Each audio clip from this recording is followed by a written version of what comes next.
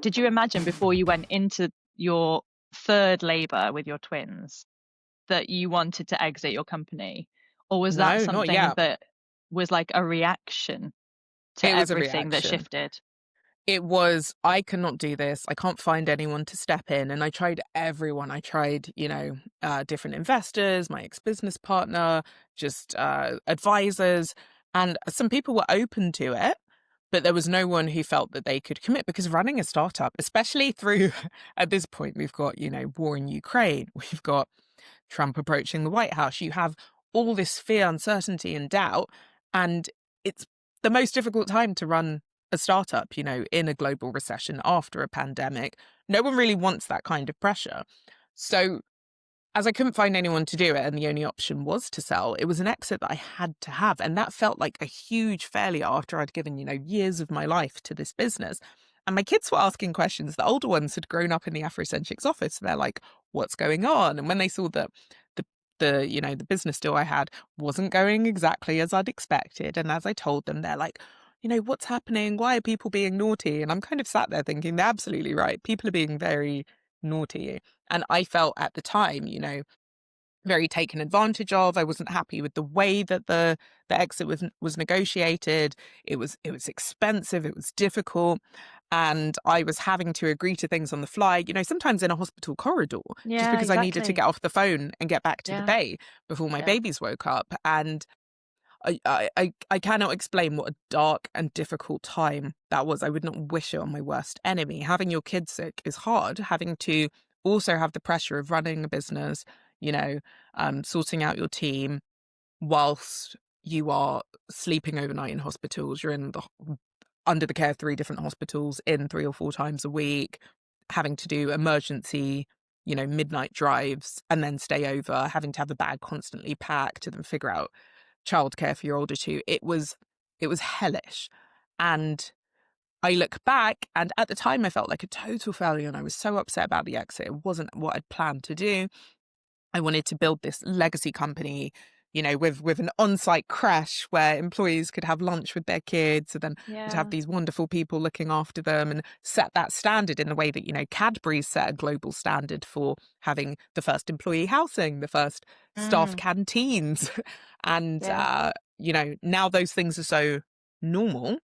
But before the Cadburys did that and, created this village in Bourneville, it just didn't exist. So I wanted to do all this stuff, but ultimately I had to dial it all the way back and just focus on making sure that my children survived. It was a really difficult time. But now when I look back, I am quite proud of the fact that, the company's still going. I did manage to negotiate an exit. It wasn't as I wanted it to go, but I think given the circumstances, it wasn't the worst way it could have gone. Yeah. Yeah. I mean, what did that do to your sense of self? You know, Oh, your obliterated it identity. completely. Yeah. Oh, it was smashed to smithereens. And I had to completely rediscover myself. And what's interesting, you said earlier that when you went to work with your first baby, you needed it.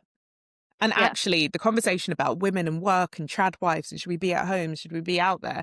I think that there are so many different facets to our identity and who we are as people. And we show up with different parts of ourselves, parts of our nature in different spaces. And actually, being domestic, being at home with my kids, that brings out a nurturing, compassionate, obviously maternal side.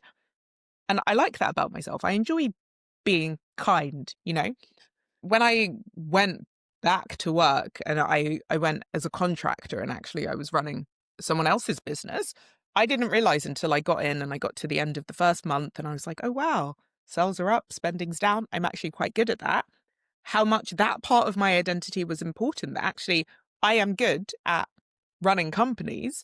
And if I don't do that, I lose a part of myself. I thoroughly enjoy it. I don't know if I'll ever fully retire. I'll probably, move into some board roles. I mean, my grandfather lived into his 90s and he was working pretty much up until he passed on. And I see how good that was for his mental health, no signs of dementia.